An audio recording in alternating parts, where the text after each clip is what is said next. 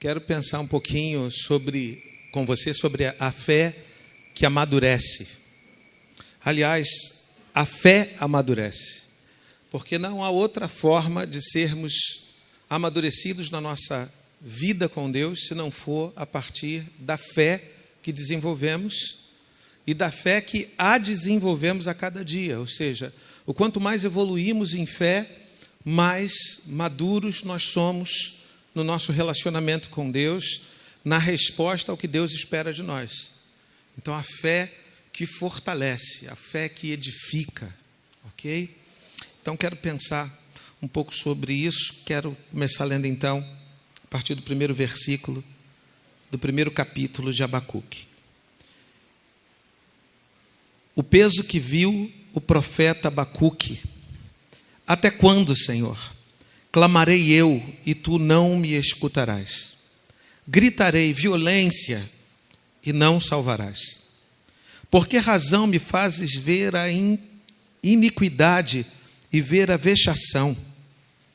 Porque a destruição e a violência estão diante de mim. Há também quem suscite a contenda e o litígio. Por esta causa, a lei se afrouxa, e a sentença nunca sai, porque o ímpio cerca o justo e sai o juízo pervertido. Vede entre as nações e olhai, e maravilhai-vos e admirai-vos, porque realizo em vossos dias uma obra que vós não crereis quando vos for contada. Eu vou até aí. E nesse primeiro momento do livro de Abacuque, o profeta está lançando a sua amargura diante do Senhor, a sua contrariedade contra os feitos de Deus sobre Judá, sobre o seu povo.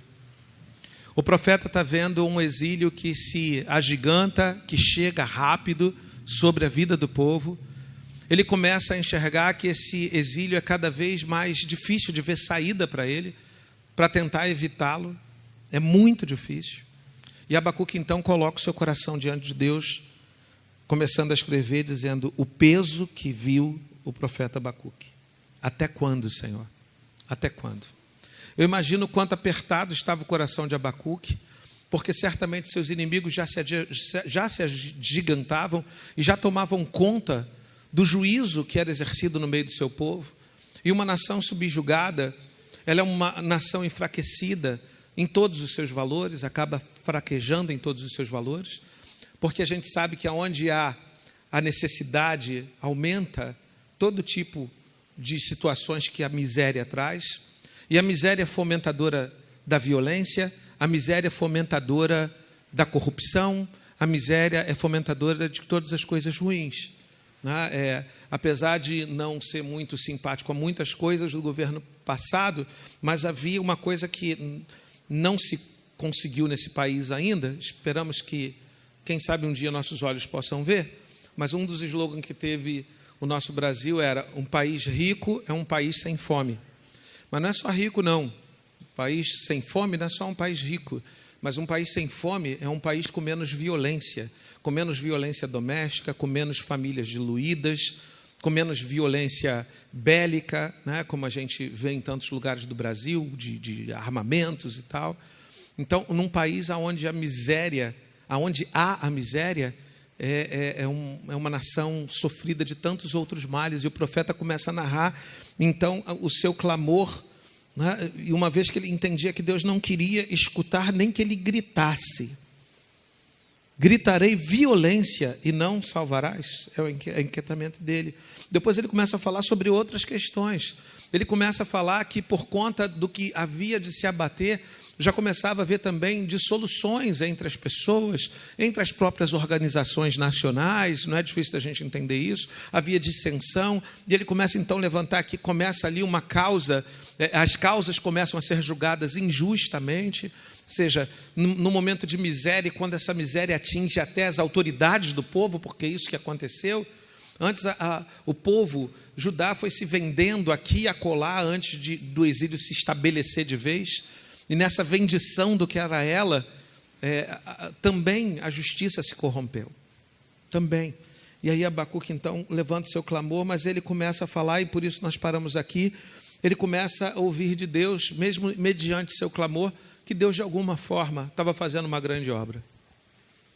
Deus estava fazendo uma grande obra. O que eu estou fazendo com vocês agora, vocês não têm a condição nem de crer. Quando vos for contada, vocês olharão e verão então coisas tremendas que eu estou fazendo. Então, em meio ao seu clamor, Deus começa a confortar o seu coração. Deus começa a trazer então a Abacuque a certeza de que ele está no controle. Mesmo que Abacuque não compreendesse, ele estava no sofrimento de Abacuque e no sofrimento do povo, trabalhando o povo. Trabalhando o povo. É assim Deus na nossa vida. A fé, ela nos fortalece, e eu quero usar fé aqui em dois contextos, ok? O primeiro contexto que eu quero usar fé é aquilo que nós cremos, a nossa confissão de fé, aquilo que dizemos ser, servos de Deus, igreja do Senhor Jesus, e quero usar fé como a atitude daquele que crê, né? Então, a fé, ela é assim, ela nos leva para que amadureçamos, na verdade, na nossa fé, ou seja, naquilo que queremos viver com Deus, naquilo que proclamamos que queremos nos dispor a Ele para viver. Para que a fé seja amadurecida, eu quero comparar, para que melhor você entenda, a um exercício físico. Um exercício físico. E para a gente firmar isso, eu quero ler com você Efésios 4, 13 e 15.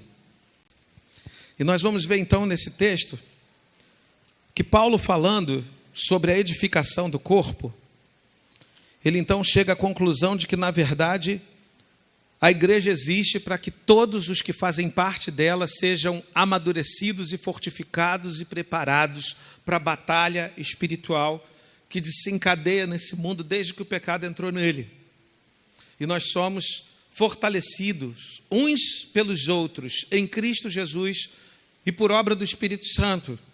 E aí ele fala então no versículo 13, nós vamos ler até o 15, diz assim: até que todos cheguemos à unidade da fé e ao conhecimento do Filho de Deus, a varão perfeito, à medida da estatura completa de Cristo, para que não sejamos mais meninos inconstantes, levados por roda de todo vento de doutrina, pelo engano dos homens que com astúcia enganam fraudulosamente. Antes, seguindo a verdade em amor, cresçamos em tudo naquele que é a cabeça, Cristo.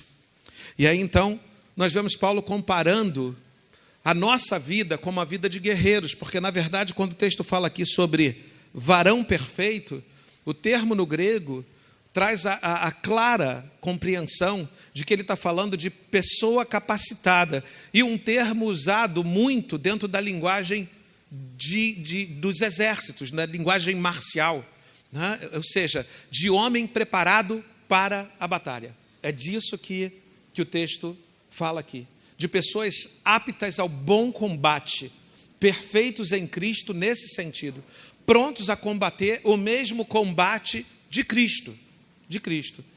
E aqui eu tenho pelo menos o Dudu, já teve um monte de gente que viveu um pouco dessa realidade da luta aqui, né? A gente já teve luta aqui, treinamento, infelizmente paramos, mas era uma porta muito interessante para trabalhar a vida de alguns garotos e jovens da comunidade. Ele mesmo se aproximou da gente por conta da luta, né? E ele dá aula.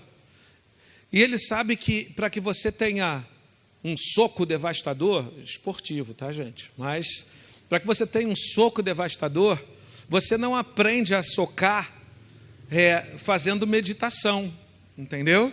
Você medita e diz assim: eu vou ter um soco forte, eu vou ter um soco forte, eu vou ter um soco forte, e vai ser derrubado pelo inimigo pela falta do soco forte que você tem.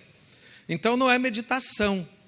Para que você tenha um soco forte, você vai ter que malhar muito num saco de areia, às vezes até sair sangue, até para fortalecer mesmo, fortalecer até a própria pele, criar calo, não é isso? Criar calo. Porque estou falando isso como um bom lutador que eu sou. Quando eu falo sobre isso aqui é uma piada, né?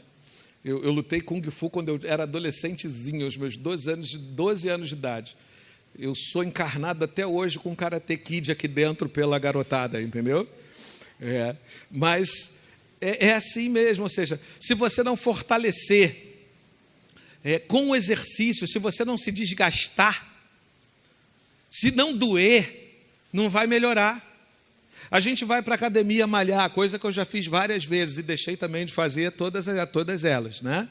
Mas toda vez que eu fui, o professor está lá dizendo o seguinte, vai doer, entendeu? Vai doer. E aí, né, eu desejoso daquele fim, porque ninguém gosta que doa, eu falei assim, e quando para?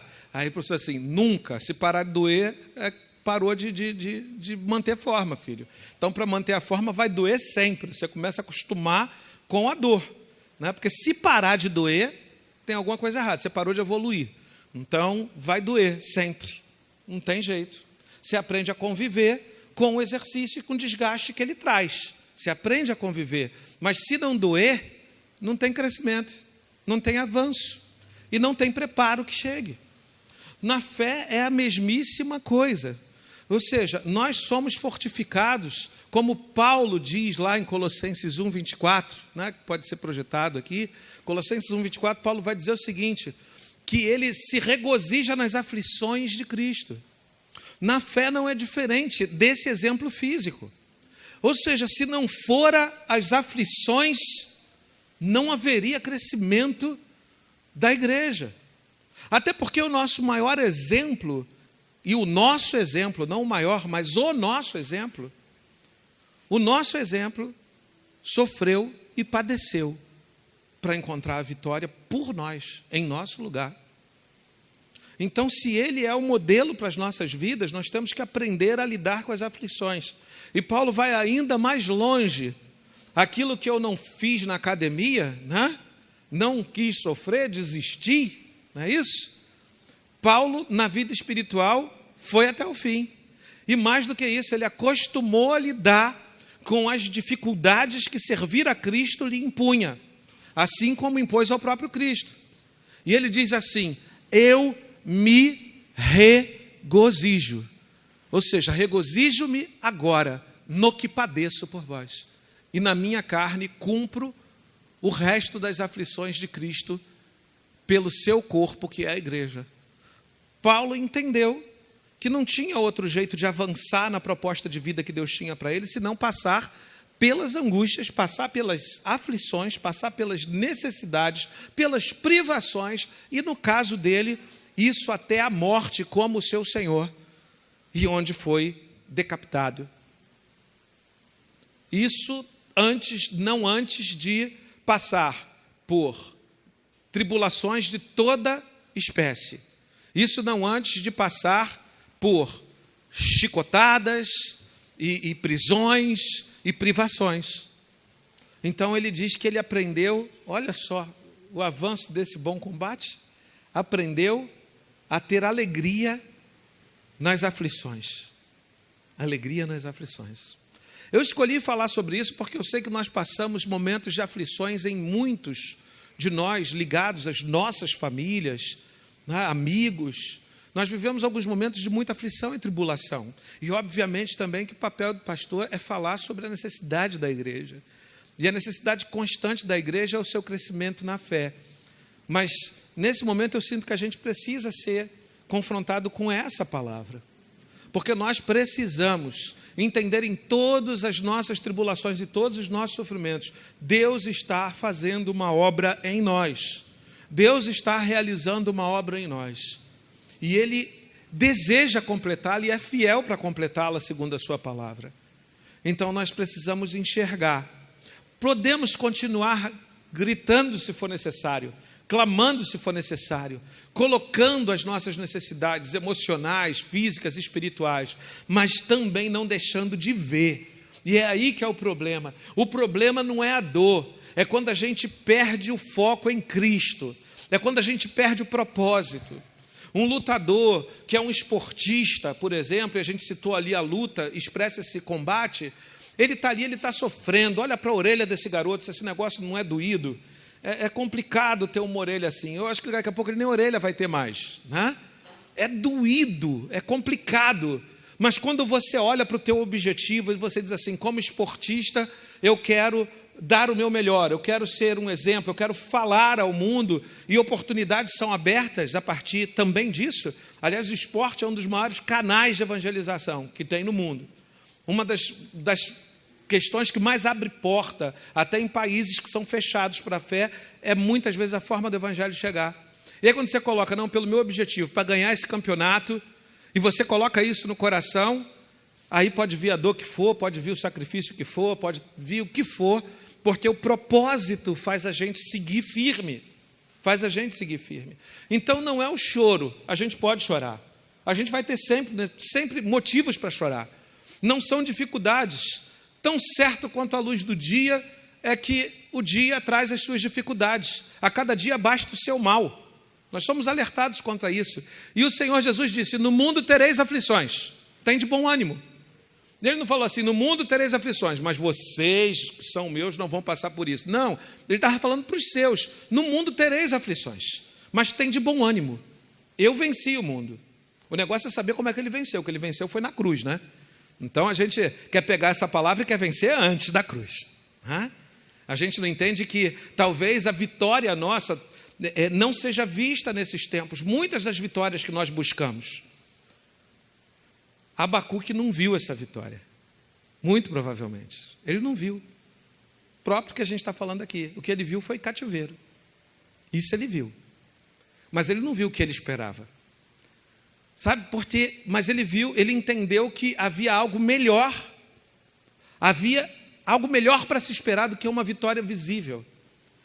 E a maior vitória que a gente tem é participar desse grande embate espiritual que existe sobre essa terra.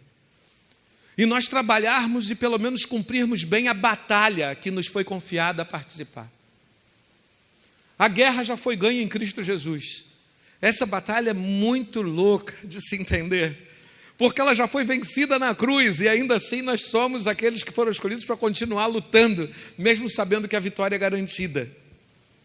E aí, é aí que tem que estar a nossa alegria, de que nós fazemos parte de algo muito maior.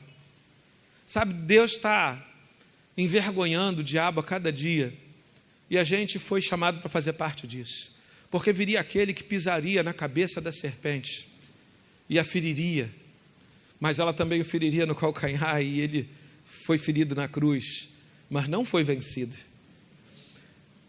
E ele veio, encarou o seu inimigo e deixou a sua igreja para completar essa obra de restauração sobre as vidas e os corações, para que a igreja entrasse de fato no terreno do inimigo e tirasse os cativos de lá. Interessante que nós podemos estar num ambiente de cativeiro e ainda assim não sermos cativos. Isso é que é maravilhoso. Nós podemos entrar, quem já viu aqui filmes, né? É legal a gente ilustrar com coisas que a gente tem um conhecimento facilitado. E quando a gente vê algum filme de pessoas que vão resgatar outras, é difícil para a gente entender, né? Tem um filme que eu gosto muito, até te aconselho, porque é uma lição mesmo, que é O Resgate do Soldado Ryan, né? Já assisti umas 2 vezes aquele filme.